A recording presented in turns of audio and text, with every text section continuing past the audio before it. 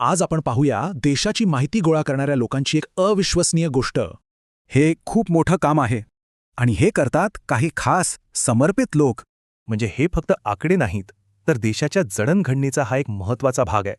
हेच आहेत जनगणनेचे खरे नायक. चला तर मग जाणून घेऊया त्यांच्याबद्दल. प्रत्येक दारावर जाण्याआधी एका प्रगणकाला खूप तयारी करावी लागते.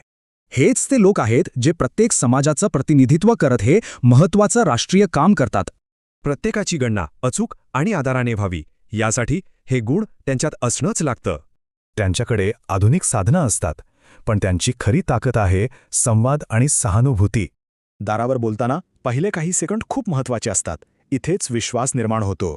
म्हणूनच प्रत्येक ओळखीची एक ठरलेली पद्धत असते, अगदी आदरपूर्वक आणि स्पष्ट. पण खरं सांगायचं तर प्रत्येक वेळी सगळं सोपं नसतं. त्यांना अनेक अडचणी येतात.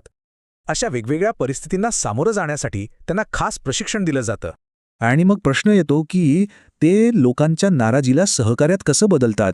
चला राज सरांसोबत एक दिवस घालवूया आणि बघूया हे सगळं प्रत्यक्षात कसं घडतं. पहिलंच आव्हान, एक कुटुंब ज्यांना कामावर जायची घाई आहे. आता राज सर काय करतील? आग्रह करण्याऐवजी ते त्यांच्या वेळेचा आदर करतात आणि नंतर येण्याचं ठरवतात. पुढची भेट एक साशंक रहिवासी. त्यांना सरकारी सर्वेक्षणांवर विश्वास नाही.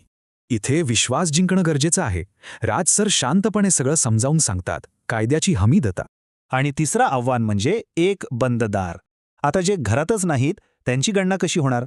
इथे ते नियमांचं पालन करतात, नोंद ठेवतात आणि परत येण्यासाठी एक चिठ्ठी सोडून जातात. या सगळ्या अनुभवांमधून त्यांच्या कामाचं खरं महत्त्व समोर येतं. हे काम फक्त माहिती गोळा करणं नाही, तर संवाद साधून समस्या सोडवणं आहे. आणि याच माहितीच्या आधारावर देशाचं भविष्य ठरतं. शाळा, रुग्णालय, सगळं काही.